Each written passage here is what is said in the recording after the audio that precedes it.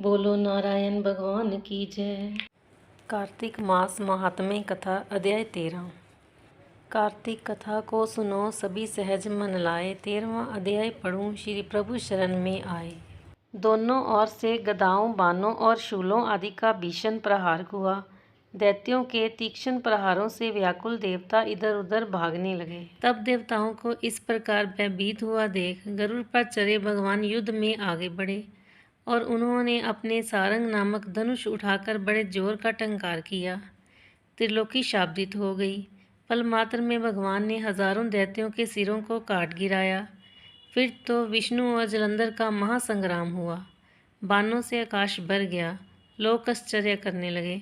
भगवान विष्णु ने बाणों के वेग से उस दैत्य की ध्वजा, छत्र और धनुष बाण काट डाले। इससे व्यथित होकर उसने अपनी गदा उठाकर गरुड़ के मस्तक पर दे मारी।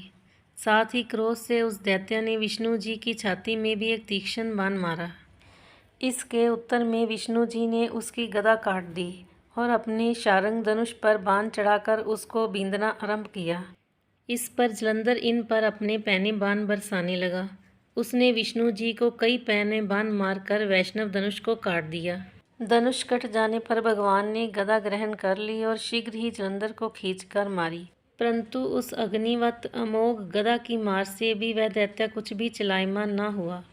उसने एक अग्निमुख त्रिशूल उठाकर विष्णु पर छोड़ दिया। विष्णु जी ने शिव के चरणों का स्मरण कर नंदन नामक त्रिशूल से उसके त्रिशूल को छेद दिया। जलंधर ने झपट कर विष्णु जी की छाती पर एक जोर का मुष्टिक मारा। उसके उत्तर में भगवान विष्णु ने भी उसकी छाती पर अपनी एक मुष्टिक का प्रहार किया। फिर दोनों घुटने टेक बाहुओं और मुष्टिकों से बाहु युद्ध करने लगे। कितनी ही देर तक भगवान उसके साथ युद्ध करते रहे। तब सर्वश्रेष्ठ मायावी भगवान उस दैत्यराज से मेघवाणी में बोले, हे रण दुर्मद दैत्य श्रेष्ठ, तू धन्य है जो इस महायुद्ध में इन बड़े बड़े आयुधों से भी भयभीत ना हुआ। तेरे इस युद्ध से मैं प्रसन्न हूँ। तू जो चाहे वर मांग। मायावी विष्णु की ऐसी वाणी सुनकर जलंधर ने कहा, हे भावुक, यदि आप मुझ पर प्रसन्न हैं तो ये वर दीजिए कि आप मेरी बहन और अपने सारे कुटुंबियों सहित मेरे घर पर निवास करें। नारद जी बोले। उसके ऐसे वचन सुनकर विष्णु जी को खेद तो हुआ, किंतु उसी क्षण देवेश ने तथास्तु कह दिया। अब विष्णु जी सब देवताओं के साथ जलंधरपुर में जाकर निवास करने लगे। जलंधर अपनी बहन लक्ष्मी और देवताओं सहित विष्णु को वहां पाकर बड़ा प्रसन्न हुआ। फिर तो देवताओं के पास जो भी रत्नादि थे सबको ले जलंधर पृथ्वी पर आया।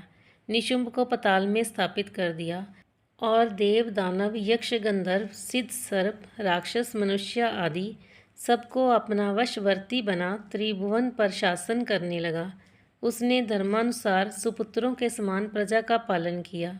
उसके धर्म राज्य में सभी सुखी थे।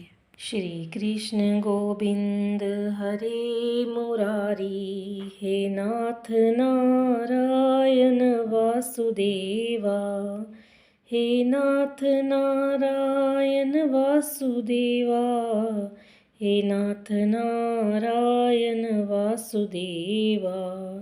बोलो नारायण भगवान की जय।